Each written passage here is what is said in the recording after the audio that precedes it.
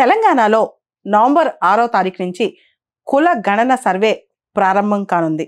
తెలంగాణ రాష్ట్ర ప్రజలందరికీ సంబంధించిన సర్వే ఇది. ప్రతి కుటుంబం యొక్క ఆర్థిక, విద్య, ఉద్యోగ, సామాజిక పరిస్థితులన్నీ కూడా ఈ సర్వేలో పరిగణలోకి తీసుకుంటారు.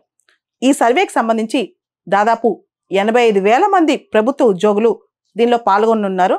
ఎన్యూమరేటర్స్గా చాలా డీటెయిల్స్ కలెక్ట్ చేస్తారు. ఇన్ఫ్యాక్ట్ 56 రకరకాల డీటెయిల్స్ కలెక్ట్ చేస్తారనమాట.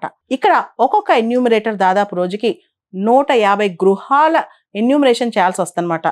దీనికి సంబంధించి పూర్తి స్థాయిలో ప్రజలందరూ దీనికి సహకరించాలని చెప్పి కూడా తెలంగాణ ప్రభుత్వం చెప్తోంది. ముఖ్యంగా మనం చూస్తే అన్ని కులాలు, షెడ్యూల్ కులాలు, షెడ్యూల్ తెగలు, వెనకబడిన తరగతులు, ఆర్థికంగా వెనకబడిన వర్గాలు, ఇవన్నీ కూడా మొత్తం అన్ని చెప్తారు. ఒకవేళ కనుక కులానికి సంబంధించి తప్పుడు డీటెయిల్స్ ఇస్తే కనుక క్రిమినల్ ఛార్జెస్ కూడా ఉంటాయని, కఠినమైన చర్యలు ఉంటాయని చెప్పి కూడా ఇప్పటికే ప్రకటించడం జరిగిందనమాట.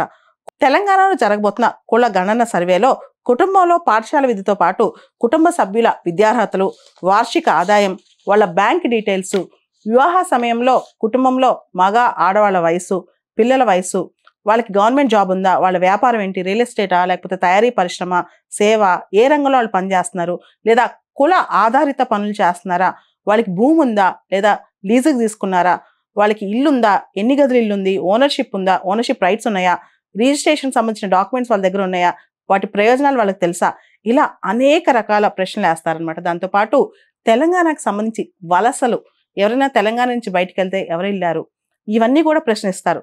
అండ్ కులాంతర వివాహాలకు సంబంధించిన ప్రశ్నలు, కులాంతర వివాహాలు ఎన్ని జరుగుంటాయి తెలంగాణలో, వాటికి సంబంధించిన డీటెయిల్స్. అంతేకాదు తెలంగాణలో ఎవరైతే వెనకబడిన కులాలు ఉన్నారో వాళ్ళని పెద్ద పెద్ద ఫంక్షన్స్ కానీ పెద్ద కులాలు వాళ్ళు పిలుస్తున్నారా, వాళ్ళతో కలిసి ఉంటున్నారా, ఇలా ఇటువంటి డీటెయిల్స్ కూడా తీసుకుంటున్నారు.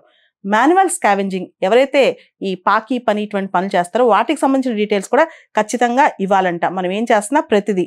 సో మొత్తం చూస్తే, ఈ ప్రశ్నలు మొత్తం చూస్తే, ఎన్యూమరేషన్లో ఉన్న ఈ 56 ప్రశ్నలు కూడా మనం చూస్తే కనుక ప్రతి అంశం అంటే తెలంగాణ ప్రజలకు సంబంధించిన ప్రతి డీటెయిల్ దానిలో ఉంటుంది అన్నమాట. అయితే దీనికి సంబంధించి చాలామంది ప్రజలు ఇది నిజంగా జరగాల్సింది తెలంగాణలో అనేవాళ్ళు చాలా మంది ఉన్నారు. దీనివల్ల టార్గెటెడ్ సోషల్ వెల్ఫేర్ స్కీమ్స్ కానీ ఇవన్నీ కూడా చాలా వరకు ఇంకా బెటర్గా చేయొచ్చు. ఏ కులం వాళ్ళు ఎంతమంది ఉన్నారు తెలంగాణలో వాళ్ళకి సంబంధించిన అంశాలు చేయొచ్చు, ఇవన్నీ కూడా అంటున్నారు. అయితే కొంతమంది కొంచెం భయం కూడా పడుతున్నారు అనమాట. ఒకవేళ మాకు వచ్చే బెనిఫిట్స్ పోతాయేమో, లేదా రాజకీయంగా మమ్మల్ని టార్గెట్ చేస్తారేమో, ఇటువంటి భయాలు పడుతున్నారు. ఓవరాల్గా అయితే ఈ గణన అనేది అసలు తెలంగాణ ప్రజలకు సంబంధించి పూర్తి స్థాయి డీటెయిల్స్ చేయటం అనేది ఇది తెలంగాణలో తొలిసారి, ఈ స్థాయిలో ఇన్ని ప్రశ్నలతో తొలిసారి జరుగుతుంది.